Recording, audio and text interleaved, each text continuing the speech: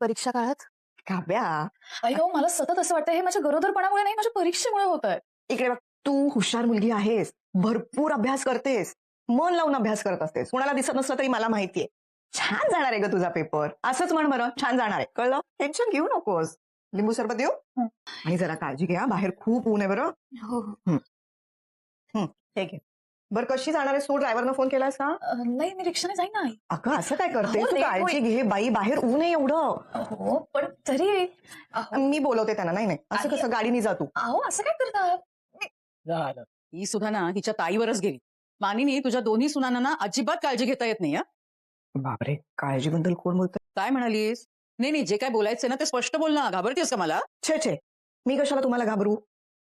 पण तुम्हाला खरंच काळजी वाटते काव्या आणि नंदिनीची? हो, करतेस मी काळजी. तुला काय वाटतं? तुझ्या दोन्ही सुनांबद्दल मला काहीच वाटत नाही? वाटतं का? खरं तर हा प्रश्न तुम्ही स्वतःलाच विचारावाच होते.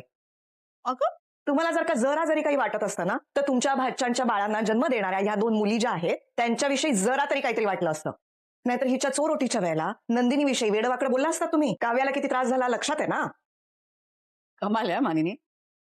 नाही म्हणजे काव्याची तुला इतकी काळजी वाटते, पण तुझी दुसरी सून ती सेवाभावी नंदिनी, हिच्याबद्दल काहीच वाटत नाही का ग तुला? आत्ता बघितलं ना मी, जीवाबरोबर उड्या मारत मारत बाहेर गेली, धावत होती नुसती. आणि हेही बघितलं की जीवानी जाता जाता बाईकची किल्ली उचलली. याचा अर्थ काय होतं मानिनी? की दोघं जण बाईकवर बसून बाहेर गेलीत, हो ना?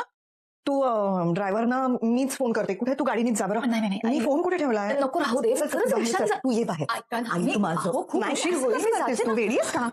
आई आई आई आई आई आई आई का होतंय तुला? आई आई डोळे उघड. आई आई डोळे उघडा आई आई, जेव्हा तुम्ही डॉक्टरांना फोन करा ना पटकन. मी लगेच करतो. आई आई डोळे उघड ना प्लीज.